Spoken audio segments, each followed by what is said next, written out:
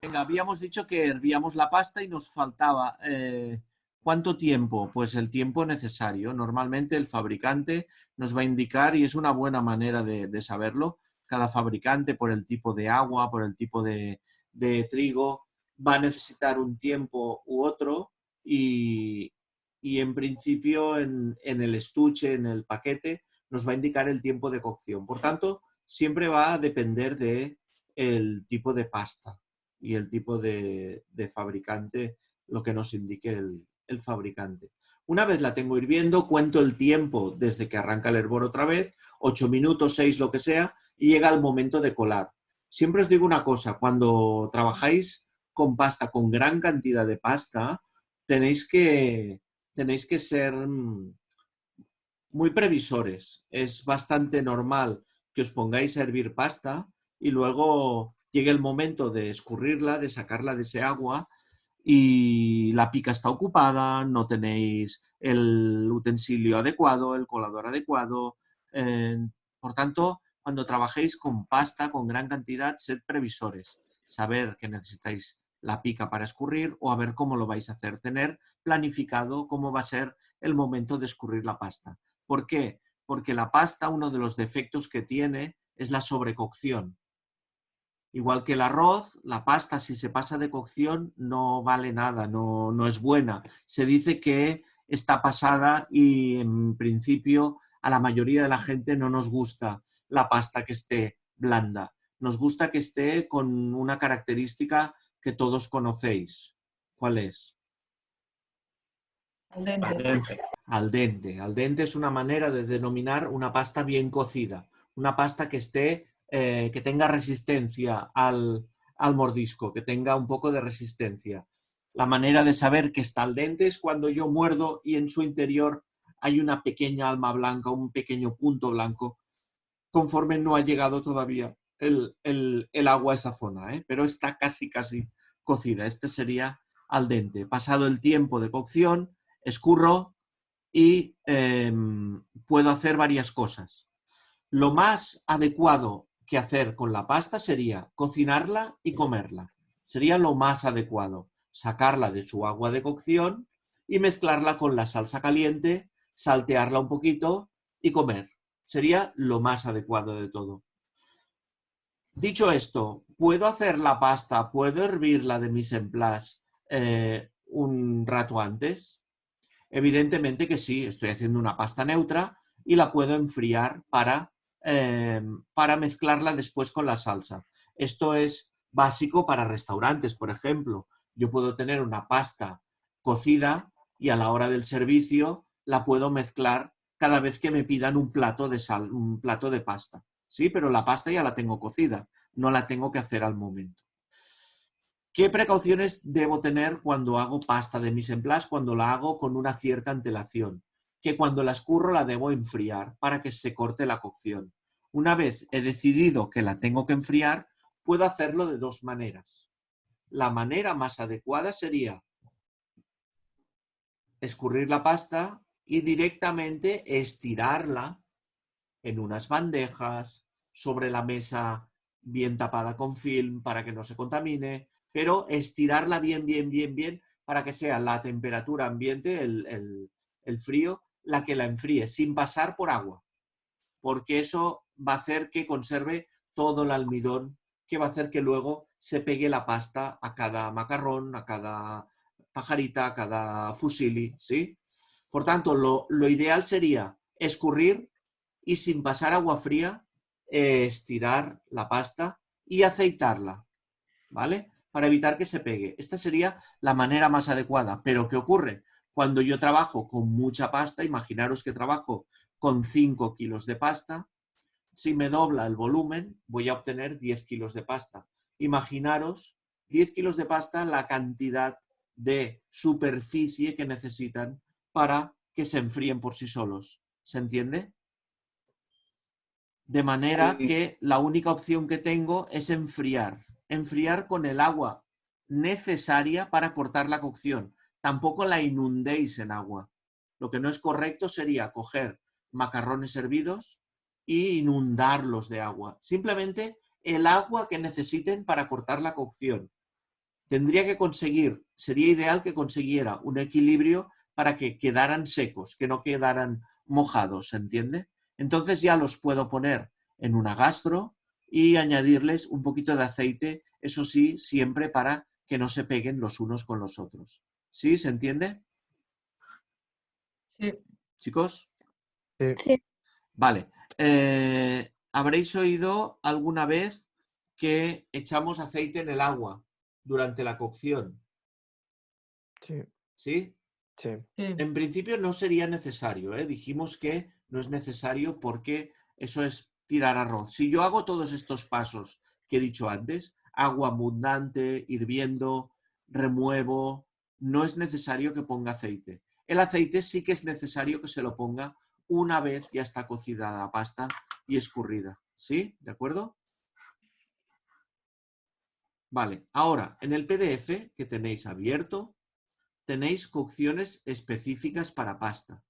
Depende si son pastas laminadas, si son pastas para ensalada, si son pastas para terminar en seco, ¿vale? Tenéis pasos específicos. Por ejemplo, una pasta para ensalada, como me ha dicho los pasos anteriores, evidentemente, cocer en agua abundante, refrescar, pero tengo que vigilar acuradamente el tiempo de cocción porque debo conseguir que no quede demasiado cocida, pero que tampoco quede muy al dente. Fijaros que es una pasta que yo quiero dedicarla a una elaboración culinaria ensalada, que se come en frío, por tanto no va a llevar ninguna cocción más. Por tanto, yo debo dejarla al punto de comer ya adecuado. Si la dejo al dente, luego, como no va a tener ninguna cocción, en boca la voy a notar un poco demasiado cruda. En cambio, si yo hago una placa de lasaña, ¿sí? Una placa de lasaña para montar una lasaña y luego la llevo al horno, evidentemente va a tener más cocción. Si yo la cocino demasiado durante el proceso de hervido, luego cuando entre al horno y me la vaya a comer, estará sobrecocida. ¿Se entiende? Sí. Sí. Dependiendo de para que yo la utilice, le voy a dar más o menos cocción. Sobre todo, la diferencia entre una elaboración y otra, en lo que difieren es eso. Si yo dedico la pasta o mi elaboración culinaria es ensalada, cuidado con el dente. Si mi elaboración culinaria es lasaña, que va a tener otra cocción, cuidado con el dente, pero al revés. Dejarlo un poquito al dente porque luego va a cocinar más, ¿sí? Y si yo destino mi elaboración culinaria a hacer un fideo a la cazuela, una fideuá, una sopa, cuidado con la cantidad de líquido, ¿sí? Normalmente, si hemos dicho que para una cocción neutra estamos hablando de 1 litro por cada 100 gramos de pasta, o sea, un volumen de 10 por 1, en una fideuá estamos hablando de un volumen de 2 por 1 o de 2,5 o 3 por 1. ¿Por qué? Porque yo lo que quiero es que al final de la elaboración ni quede caldo ni sobrecaldo. Ni falte ni sobre. Quiero que todo acabe junto. Quiero que la pasta se me haya bebido el caldo. Si yo le pongo demasiado líquido, van a quedar aguosos. Si le pongo poco, van a quedar crudos. ¿Se entiende?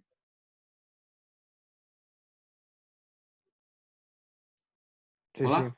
Sí, Vale. sí, sí, sí. Vale, vale. Vale. Y otra cosa, la última, con el tema de las fideuás y de los fideos a la cazuela, una de las cosas que se suele hacer en este tipo de elaboraciones es nacarar los fideos. Nacarar es una cosa que veremos también con el arroz, que significa freír o tostar esa pasta para fijar el almidón al fideo, ¿vale? Para que no nos quede demasiado pastoso una vez esté cocinado. Esto también le va a ayudar a potenciar el sabor. De alguna manera lo tostamos. Hay pocas elaboraciones en las que pase esto. Normalmente la pasta se hace cruda, se mete en el agua y se cocina. En el caso de estas elaboraciones, tipo fideuá, tipo arrossejats, tipo fideos a la cazuela, el fideo se suele tostar un poco, freír para que quede fijado el almidón, ¿se entiende? Sí. Cuando lo hacíais con Guillermo, ¿cómo lo hacíais el fideo para la fideuá? ¿Al horno o frito en aceite? Frito. Frito, ¿vale? Se puede hacer de las dos maneras. A mí me gusta más hacerlo al horno. Le pongo un poquito de aceite y los embadurno con las manos, los embadurno y lo meto al horno, de manera que se van tostando sin demasiado aceite. Son dos maneras diferentes de hacer, ¿eh? Vale. Vale, el tiempo de cocción hemos dicho que depende de la pasta, ¿eh? Normalmente el tiempo de cocción va a diferir de una pasta seca a una pasta fresca. Una pasta seca siempre va a tardar más que una pasta fresca. Y si estamos hablando de 8 minutos, la pasta fresca estará en torno a los 3-4 minutos, ¿sí? Y otra de las indicaciones de la pasta fresca de que ya está cocinada es que la pasta fresca sube a la superficie, flota, ¿vale? Luego tenéis salsas para pasta, las salsas que ya conocéis, que debéis conocer, son aplicaciones culinarias, son acompañamientos para la pasta. El protagonista es la pasta y el componente es la salsa. Tenemos salsa boloñesa, ragú, tenemos pesto, puttanesca, carbonara. La carbonara con nata, ¿eh? ¿Sí? Però suposadament la carbonara va sense nata. Evidentemente, Sí, sí. Sí. ¿Os acordáis que vimos un vídeo al respecto, ¿no? Que hacían la carbonara sin la nata. No. sí, pero hay gente que la hace con la nata y hay gente Sí, que solo le pero pone huevo. entendéis que la carbonara auténtica es con el huevo y con el caldo de cocción del espagueti. Nosotros hacemos la carbonara con nata porque es mucho más cómodo. Realmente, para tanta gente, bueno, es una salsa que la puedes tener hecha, no hay problema. Cuando te piden un espagueti, lo mezclas y ya está. La carbonara auténtica lo que tienes que es hacerla y comerla, no la puedes dejar reposar. Hay que hacerla al momento. ¿De qué se sirven para hacer la carbonara? De la propiedad física del huevo. ¿Os acordáis que vimos propiedades físicas? Sí. Sí, había una Sí. que era coagulante. Con el calor, la proteína del huevo se coagula, se vuelve sólida. Pues se trata de encontrar un equilibrio. Con el calor de la pasta le añaden el huevo y con el calor de la pasta se busca una temperatura que esté cercana a la coagulación, pero no tanto, de manera que el huevo empieza a espesar y produce como una crema. Esta sería la explicación más efectiva de la carbonara. Se busca elaborar una salsa a base de huevo, a base de agua de la cocción del espagueti y a base de parmesano. Todos estos productos grasos, lácteos, el agua y el huevo producen una crema gracias a la coagulación del huevo. Esta crema es bastante inestable. Yo no la puedo tener mucho rato. Se me va a coagular o se me va a cortar. Por tanto, la carbonara necesita hacerla y comerla. Es por eso que se ha inventado una carbonara más amable, más cómoda, que es con la nata, ¿sí? La nata es lo que vendría a sustituir toda esta crema que yo quiero elaborar con el huevo. ¿Vale? Tenemos la puttanesca, tenemos el pesto.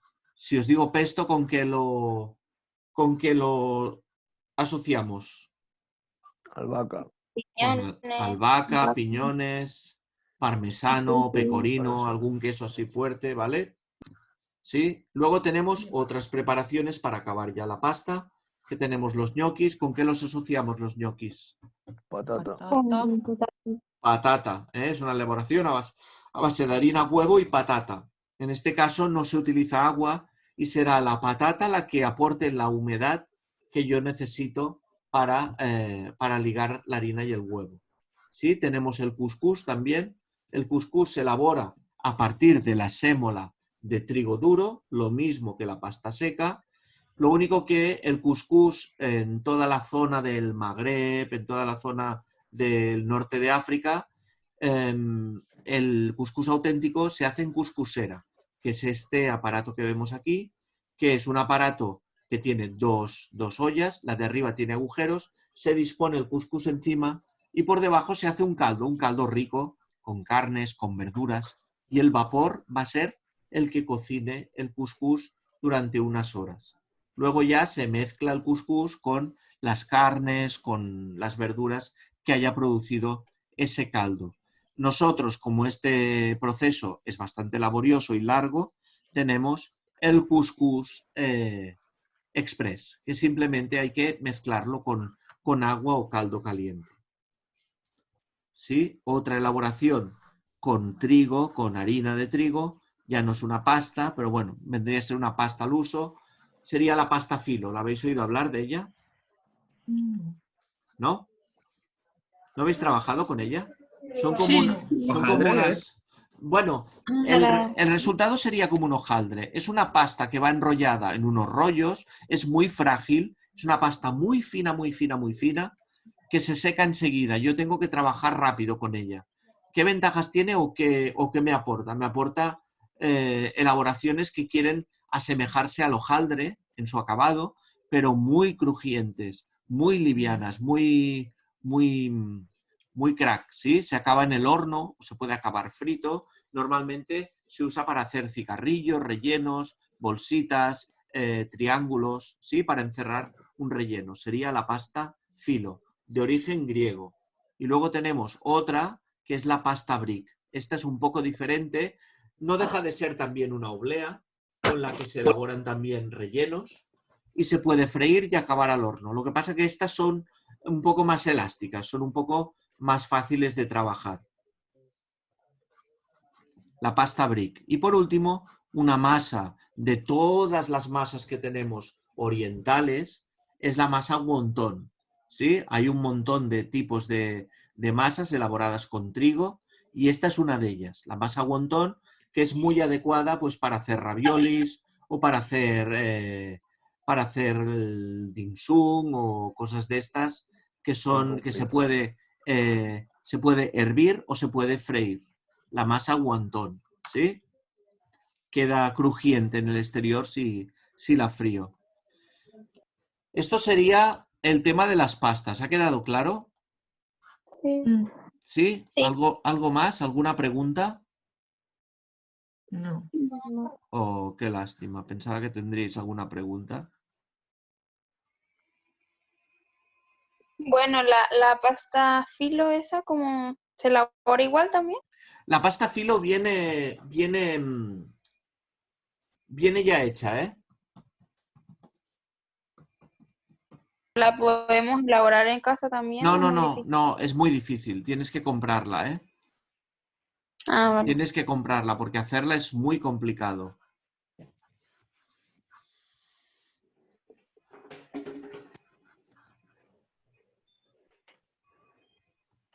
¿Y qué diferencia tiene la filo con la de hojaldre? La pasta filo, la pasta de hojaldre es una pasta que ya está hecha. Este sería el aspecto que tiene. Tiene el aspecto de una ropa, ¿eh? Que hay que amasarla y hay que hacerla muy, muy fina.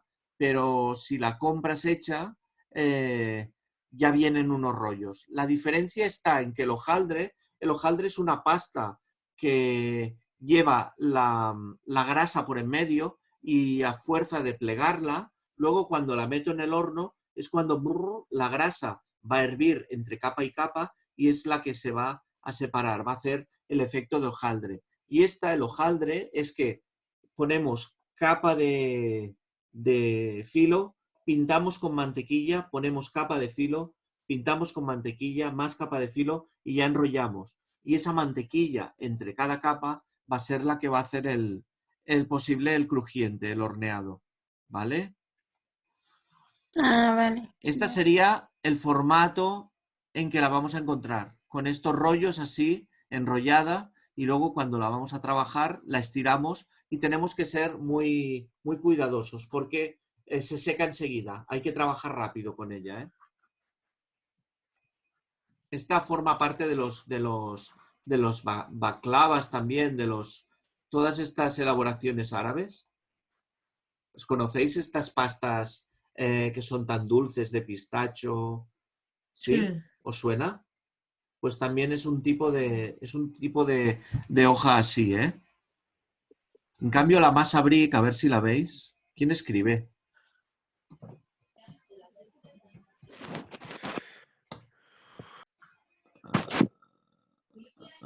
Ah.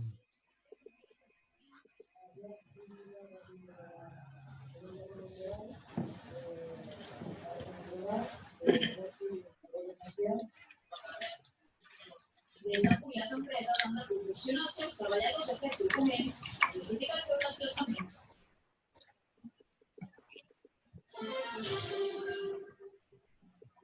El Consell de Ministres ha aprovat un nou paquet de mesures... Qui està escoltant la tele? Ojo les notícies, eh? Què passa? Actualització, sisplau. Qui parla?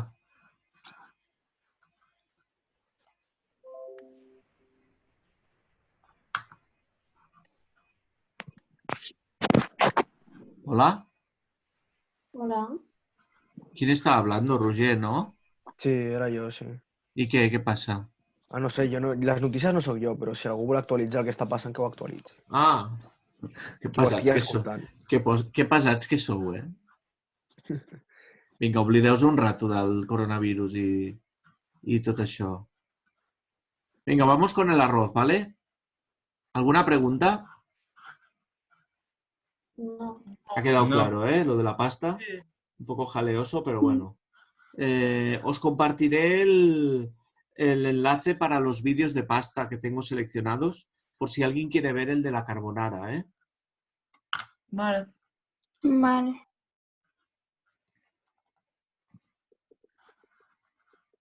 ¿El arroz quién lo presentaba? Qui el va fer? Ah, jo? Qui és jo? ¿L'Agnès? Sí, el Pau Tomàs. Va ser la primera, no? Em sembla? Sí, l'arròs ja el vam fer, eh? Sí. Fem una Las primeras repassada. fueron las legumbres. ¿El qué? Sí. Que las primeras fueron las legumbres. Los primeros en exponer. Los primeros, sí.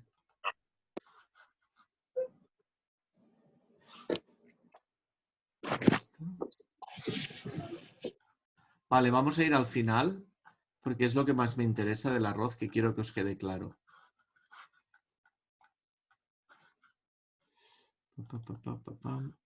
Comparto.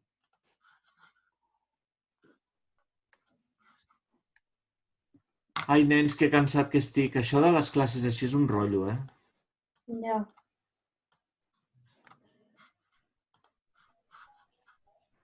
¿Están bien así? ¿El qué? ¿Que están bien así también? ¿Que estás bien así? De las dos maneras, me ahorro 2 horas de camino. Ah, bueno. No, ya, yo también. Vale, vamos con el arroz. Me ahorro 2 horas de camino. Por cierto, ¿estáis todos? Es que no he visto. ¿Falta alguien? Pues no sé. Pues passeu llista. Vosaltres ho veieu, els 4? Veieu tots, vosaltres, o no? Sí. Sí? Sí. ¿Falta alguien? ¿Por qué no? Vale. Pues venga, vamos con el arroz. El arroz, lo primero que vimos, la procedencia, el cultivo. Del cultivo, quiero que me quede claro, que os quede claro, si era un alimento estacional o no. ¿Qué pensáis? Sí. Casi, Sí. canvia tot l'any. Sí. Tenemos todo el año arroz con nosotros, evidentemente es un producto diseñado para mantenerse en economato, muy poco perecedero, de muy larga duración, pero sí que es un alimento estacional. En nuestra latitud, en nuestra geografía, se recoge una vez al año, ¿vale? Vamos a ver que hay diversas zonas productoras en España, todas coinciden que están más o menos mirando a la zona mediterránea, excepto la zona de Extremadura, pero todas más o menos están por la zona mediterránea y se van a cultivar de una manera anual. La cosecha va a ser una vez al año. ¿Cómo funciona? Normalmente la siembra se siembra en abril, en mayo, ¿vale? Y ahí es cuando nacen las plantas, cuando se planta la planta pequeña. En junio, julio, agosto va creciendo, se va espigando, de hecho es una gramínea, es como el trigo, va a crecer en forma de espiga, el arroz, va a ir apareciendo la espiga, va a ir apareciendo el arroz y se cosecha hacia septiembre, octubre. En octubre ya se ha cosechado el arroz, se abandonan los campos, se vacían. ¿Se vacían de qué? ¿Agua? De agua. ¿Tenéis claro todos que el arroz se cultiva en zonas con agua? Sí. ¿Sí? ¿Por qué pensáis que es esto? Es una planta que necesita vivir en agua.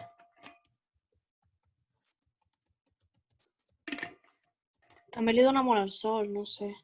Le da una mano al sol y así está a la bañera, ¿no? Es una planta que realmente puede vivir en agua. La gran diferencia no es que necesite vivir en agua, es que puede vivir en agua. ¿Y qué ocurre? Que hay muchas otras que no pueden. De esta manera, lo que hacen es eliminar competencia para el arroz, hacer que produzca más, que tenga más rendimiento. Es por eso que se aprovechan zonas húmedas para plantar el arroz, porque va a ser mucho más rentable. El resto de plantas que competirían con el arroz por nutrientes del suelo no pueden vivir porque hay agua. Por tanto, se aprovecha que hay agua para plantar el arroz, ¿vale? Una vez se ha recogido el arroz, se deja secar. Cuando se recoge el arroz está tierno, todavía está tierno, está ya para cosechar, pero está tierno, y se deja secar durante unos días. Y una vez que se ha secado ya se lleva al molino. En el molino, ¿qué va a ocurrir? Pues lo mismo que el trigo. Le quitan la parte leñosa, aparece el salvado y debajo del salvado está el grano de arroz duro. Al contrario que el trigo, que se molía y obteníamos una harina o una sémola, en el caso del arroz, en cuanto salta el salvado, lo que tienen que hacer es pulirlo de manera que aparece el grano de arroz blanco que todos conocemos, ¿sí? Un grano de arroz que ha perdido el germen, como en el trigo el germen desaparece y el salvado desaparece. ¿Qué va a ocurrir? Obtengo un grano refinado, que no tiene salvado, ni tiene fibra, ni tiene nada. Únicamente tiene hidratos de carbono, ¿vale? A nivel nutricional va a ser importante el aporte de hidratos de carbono, de asimilación lenta. Todo este tipo de hidratos es muy conveniente para la nutrición. Teníamos dos grandes grupos de arroz. Una vez hemos visto la estructura y la cosecha, rápidamente teníamos dos grandes grupos de arroz. El índica y el japónica. El índica lo asociamos con granos de arroz largo, que se van a comportar de manera diferente. Y el japónica, granos de arroz corto y redondo, que se va a comportar diferente. Como uno se comporta de una manera y como el otro se comporta de otra, evidentemente, dependiendo de la elaboración culinaria, los utilizaremos uno u otro, ¿sí? ¿Con esto qué quiere decir? Que lo más importante de la elección de un arroz es para lo que tú lo quieras dedicar. A cada arroz su elaboración culinaria, ¿sí? La pregunta, ¿con un arroz largo yo podría hacer un arroz tipo paella? No, porque quedarían pasados. Vale, la pregunta tenía trampa, Wendy. La respuesta es sí, hacerlo lo puedo hacer. ¿Pero va a quedar bien? Se puede hacer, pero no quedará bien. Es Quedará pasado. decir, cuando me hablan de una elaboración culinaria, ya sea hablando de arroz, de pasta, de lo que sea, todos tenéis suficiente criterio y suficiente cultura para saber lo que esperáis. Cuando yo te digo, te voy a servir una paella, tú en tu cabeza ya te haces una idea de lo que te voy a traer, ¿no? Un arroz seco, con un grano redondo, con ingredientes de por en medio, ¿sí? ¿Es correcto? ¿Te esperarías esto? Vale, Sí. entonces si yo te digo, te voy a traer un arroz tipo paella y te traigo un arroz inundado de caldo con un grano largo, en leche de coco Y con chorizo.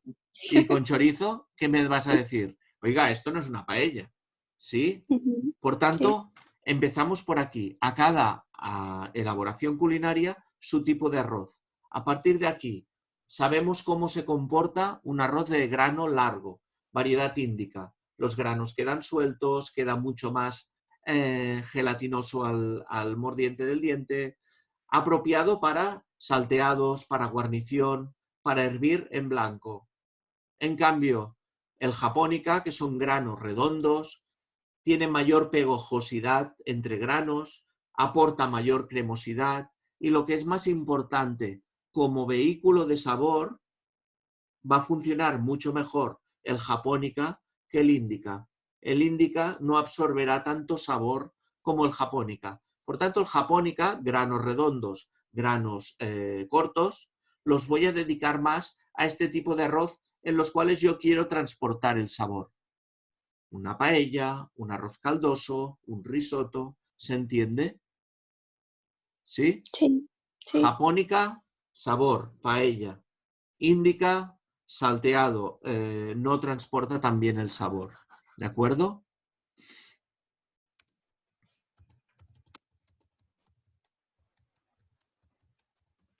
Vale, la clasificación, según el proceso podemos encontrar arroz blanco, que es arroz... Ay, Largo, arroz largo. es que no sé por qué no sale. Ahora aquí. El arroz con cáscara, que es el arroz que no vamos a encontrar en una tienda, es el arroz que todavía hay que quitarle la parte leñosa. El arroz integral, que lleva la capa de salvado. Luego encontramos el arroz blanco, que ya está pulido, ha seguido un proceso de pulido.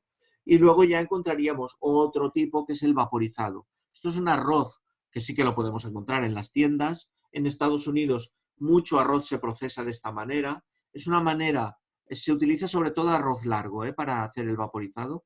Es una manera en la cual sigue un proceso que tiene como una precocción con la cáscara leñosa y toda, con lo que consiguen es que las vitaminas y minerales se fijen al grano blanco, ¿sí?